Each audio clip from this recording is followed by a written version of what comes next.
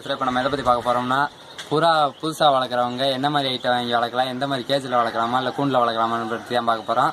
அதுக்கு முன்னாடி நம்ம வீடியோ புதுசாக பார்க்குறவங்க லைக் பண்ணுங்கள், ஷேர் பண்ணுங்கள், சப்ஸ்கிரைப் பண்ணுங்கள், பக்கத்தில் இருக்க பெல் பட்டனை கிளிக் பண்ணுங்கள். புதுசாக பார்க்குறவங்க கமெண்ட்டும் பண்ணுங்கள், தேவையான வீடியோ நம்ம அப்லோட் பண்ணலாம். இப்போ வாங்க வீடியோக்குள்ளே போகலாம்.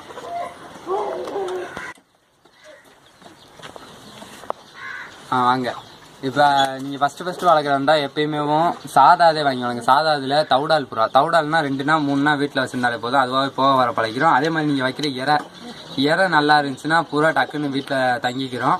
தவுடாலை பொறுத்தளவுக்கு என்ன ஆகுதுன்னா 2 நாள் தான். நம்ம வேறு எது வாங்கினாலும் பூனை ஃபேன்சி ஐட்டம் வாங்கி ஃபஸ்ட்டு வளர்க்குறேன்னு வளர்ப்பீங்க, அதில் பூனை அடிச்சிட்டாலோ இல்லை வேறு ஏதாவது போயிடுச்சுன்னா ரொம்ப இதாகிடும். அதனால் காசு வேஸ்ட்டாக போகும், மனசு சங்கடமாயிரும். அது இல்லாமல் நீங்கள் சும்மா சாதாரணமாக வளர்த்திங்கன்னா அது ஒரு பிரச்சனை வராது. ஏன்னா அதோட ப்ரைஸ் 300 to 400 ரூபாக்குள்ளே தான் இருக்கும். நீங்கள் அப்படியே வாங்கி வளர்த்துக்கலாம். அதே மாதிரி கேஜில் வளர்க்குறதா இருந்தாலும் ஃபேன்சினா கேஜுக்கு ஓகேவாக இருக்கும், சாதாவும் கேஜுக்கு போடலாம். கேஜில் போட்டு நீங்கள் வளர்க்குற மாதிரி இருந்துச்சுன்னா முடிஞ்ச அளவுக்கு ஃபேன்சி வளர்க்கணும்னு ஆசைப்பட்றீங்க, ஃபஸ்ட்டே ஃபேன்சி தான் எடுக்கிறீங்கன்னா கேஜிலே போட்டு வளங்க, வெளியே விடாதீங்க.